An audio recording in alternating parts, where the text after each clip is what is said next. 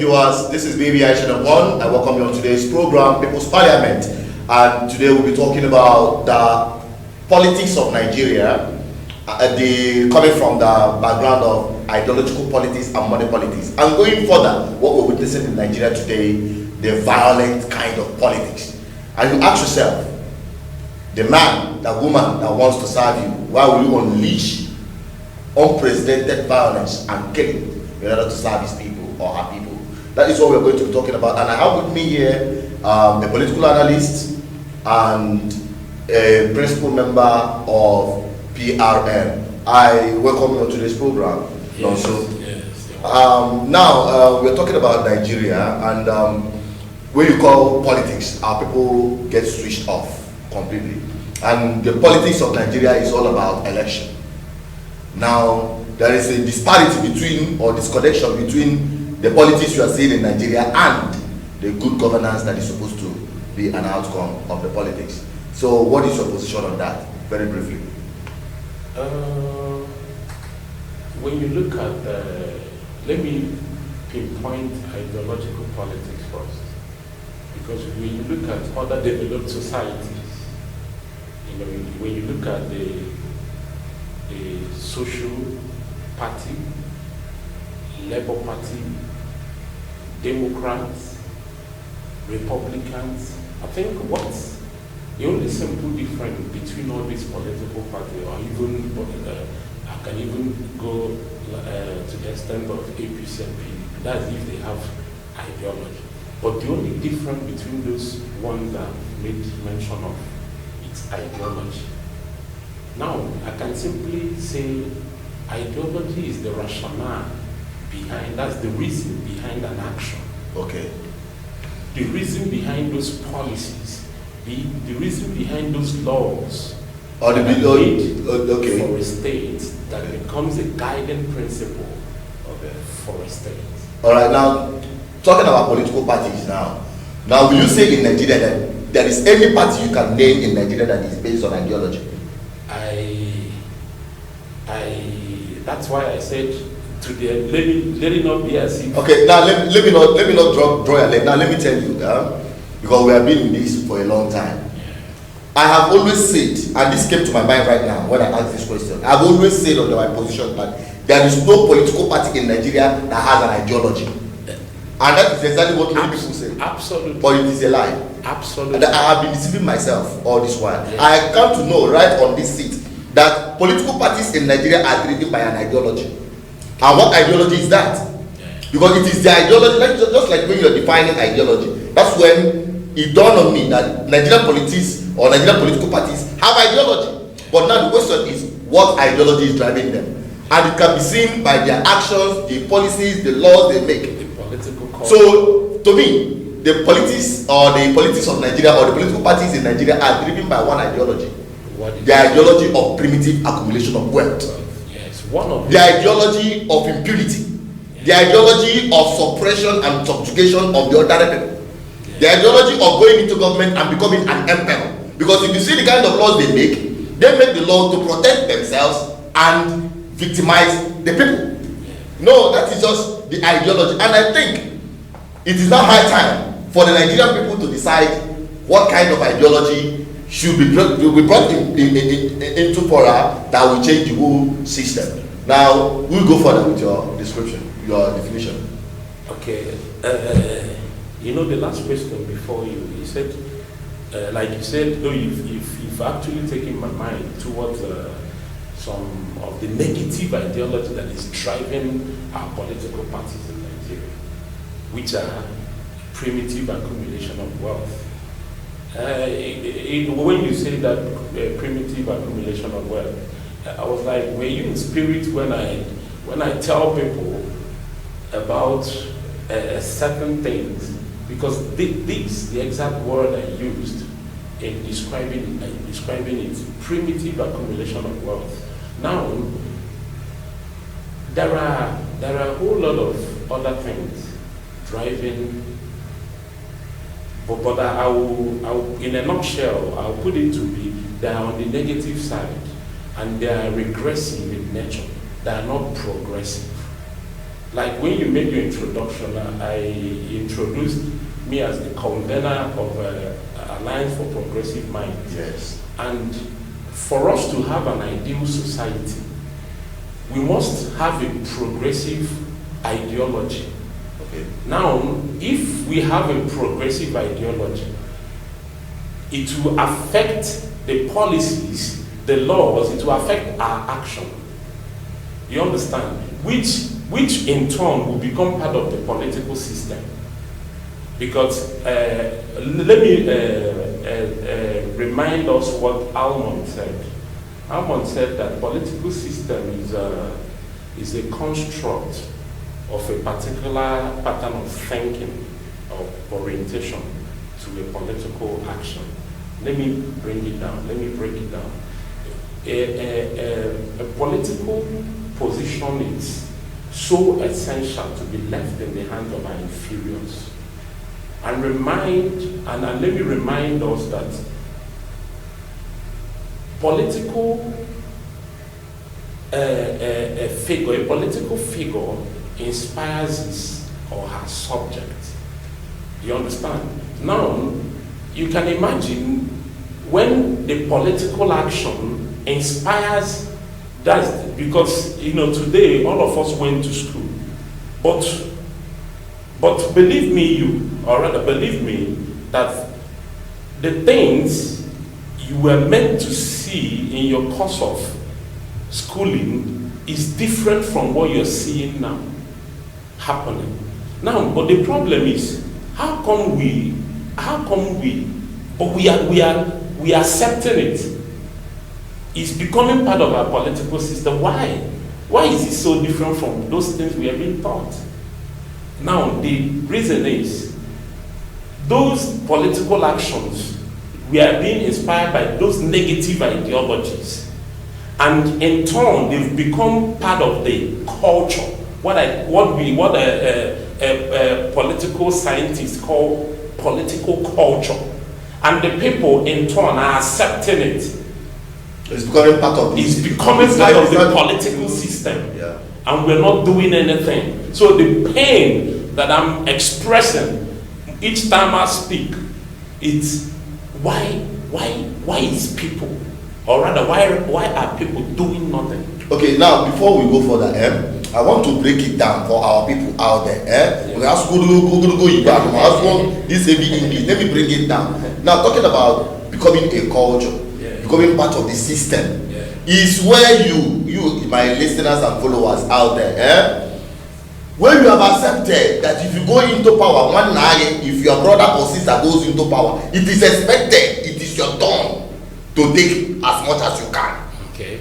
And if that your brother goes into power and comes out without being practicing nepotism, favoritism, and bypassing due process of law in order to favor his own people against other people, and the politics of Fonfojuaka, whereas you as the brother to the governor or brother to the senator or president, you go and collect contract and you will not execute it. After all, nobody is going to question you. That is the culture we have. The Nigerian people and Africa in general have accepted as the kind of politics. No wonder for, let's say, teacher, no teach me nonsense. When you are learning democracy from the Western world, this is not how they practice democracy. Yeah. But the heartbreaking part of it is that the Western world are encouraging some of these people. Yes, I think. Let me come to that aspect you talked about, the Western world kind of. I'm not sure those persons, those are politicians who share this opinion, because it's rare. Now let me make us understand.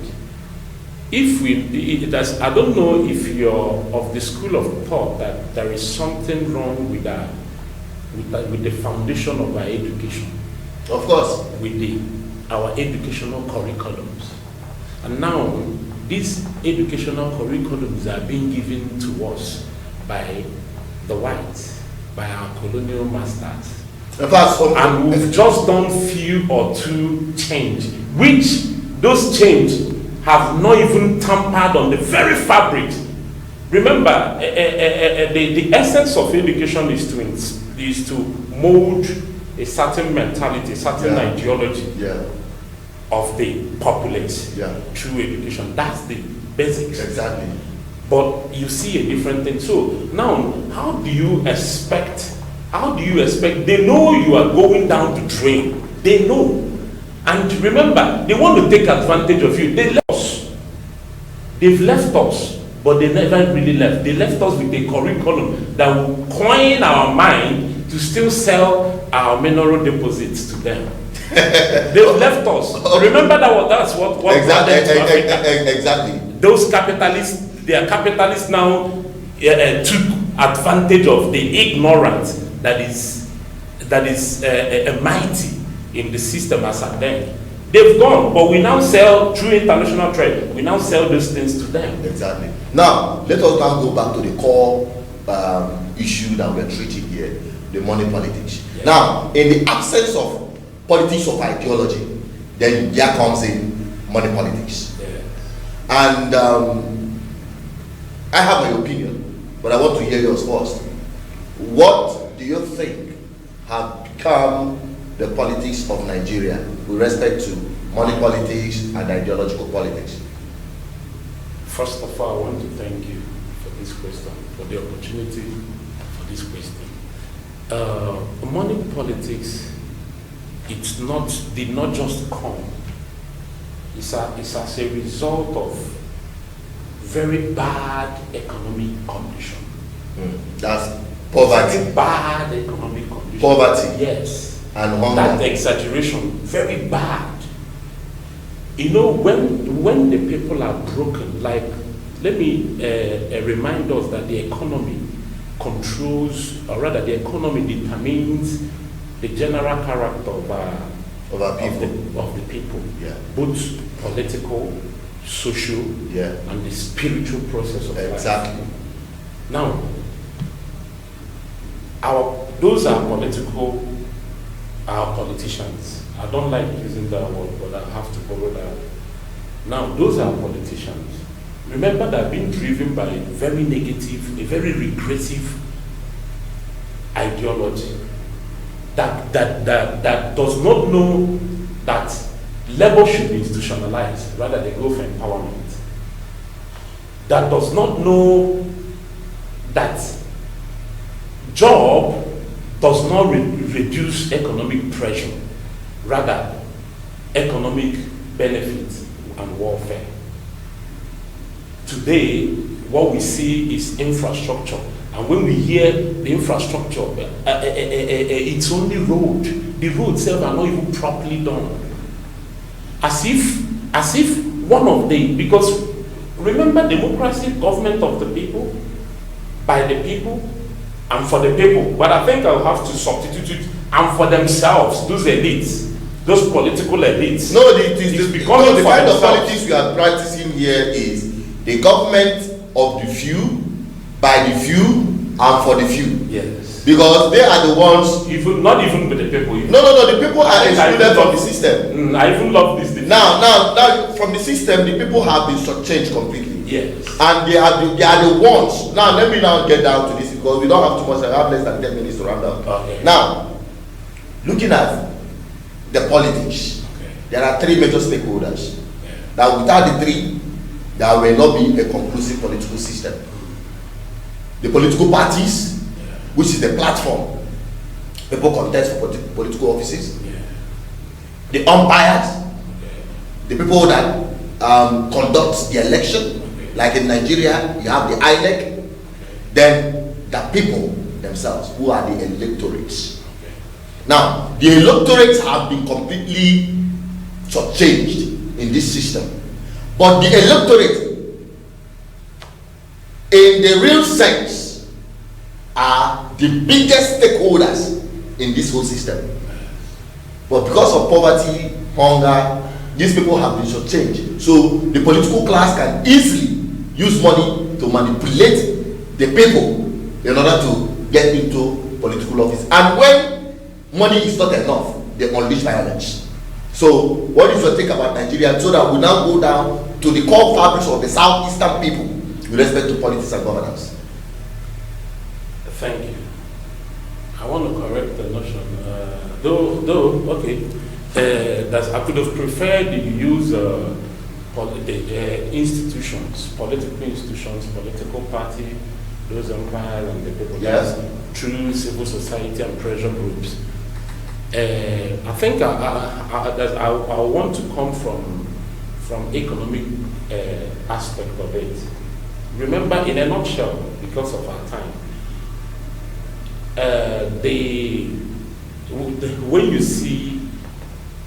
see hungry people, hungry citizens beget a violent citizens, yeah, or violent system, and that has been our bane.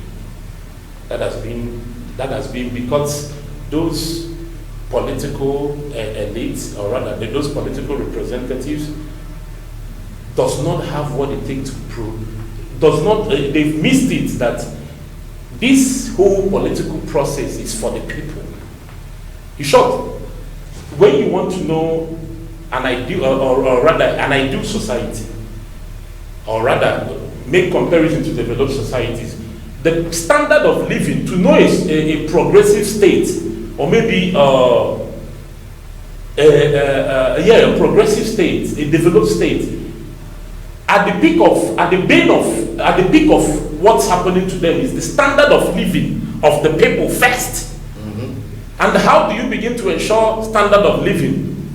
You check the GDP. I think GDP is just the presence, is a statistic tool that is used to know the presence of industry, because it's the wealth that is realized from industry that really creates wealth.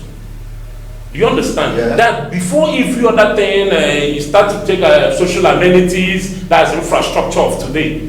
First of all, standard of living of the people. So you cannot do politics.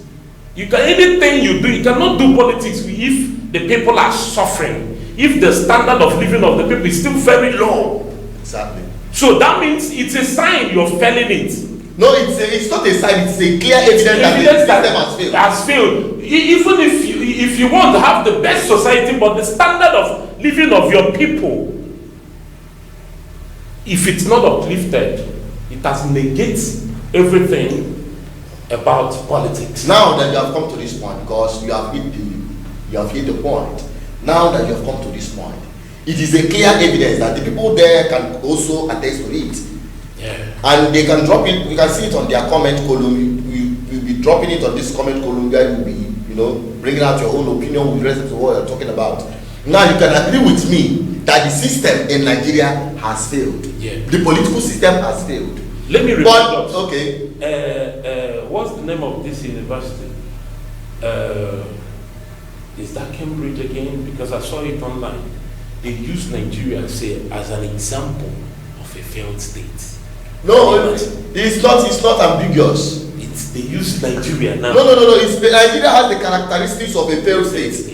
Because if you check what a failed state is, political wise, social wise, economic wise, security, and physical environment, everything has contributed. Economy begets insecurity. So now, having said this, and having gotten ourselves into this mess, because we are all looked into this mess, and the biggest victims are the people. Yeah.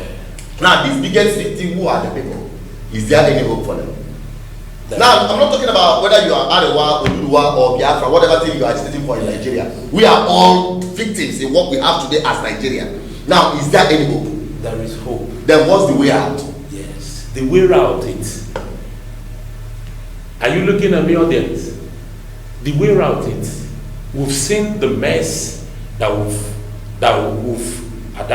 don't want to use the word that we've landed ourselves into, that they've got us into.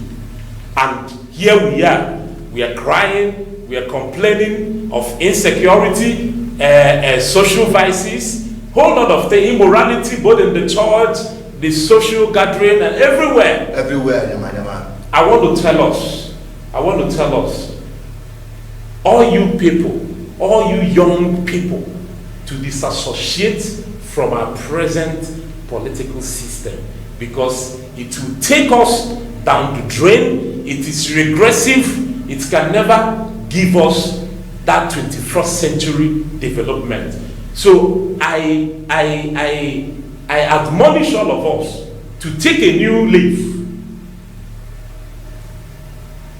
Begin to form, begin to identify with movements that will actually guarantee you of a better future, of a better life and society. Now he's talking about a new political order. You have to, because the problem of the people is the people. Yes. The people are their problem. The people are the cause of their problem, because those that are being used to execute this wicked political class, or those people who are being used to bring people into power through violence during elections, are the people.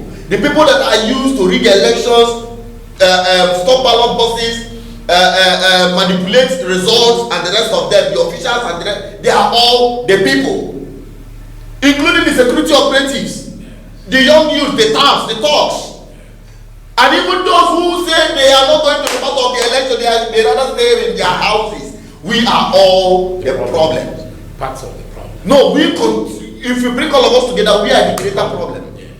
Because if the people can say enough is enough, and do away with this old order, which we all agree that it is heading us nowhere. Whatever thing you are agitating for in Nigeria, whether restructuring for regional government, whether outright independence, whether Islamic State, whether Oduduwa State, whatever thing you are for in Nigeria, the current system will continue to put you down and jeopardize whatever aspiration you have. So the only solution to that is to join a political movement that is built on the people's ideology for freedom, economic freedom, political freedom, social freedom, even spiritual freedom. I think that is the climax and the mission, and that is why I applaud. He is a member, a principal member of PRM, People's Restoration Movement, a political movement that is sweeping across the entire land now, beginning with Southeast, where the people should galvanize and stop saying they are not going to be part of the system, and giving these people what I call open check to continue with their impunity against you and your children and generations unborn. So it is high time we all come out from our shells and take the bull by the horn. Join PRM, join political movement that is people oriented and ideological driven. Till I come your way next time, this is still BVI Channel 1. Keep subscribing, keep liking, keep sharing. Drop your opinion right there on the column. If you think otherwise, what we are saying right here, bring up your own solution. We need practical solution to get all ourselves from this mess. We need to get ourselves out from this mess before it is too late. Keep subscribing, like I say, keep sharing. If you want to have all our information, everything we are doing on BVI Channel 1, you can download our app through the Google Store, BVI Channel 1, and any platform you go to on social media, just type BVI Channel 1, I will be right there and the can call. You have all the information at the tips of your finger. Till I come your way next time, stay safe and above all, stay blessed. Goodbye.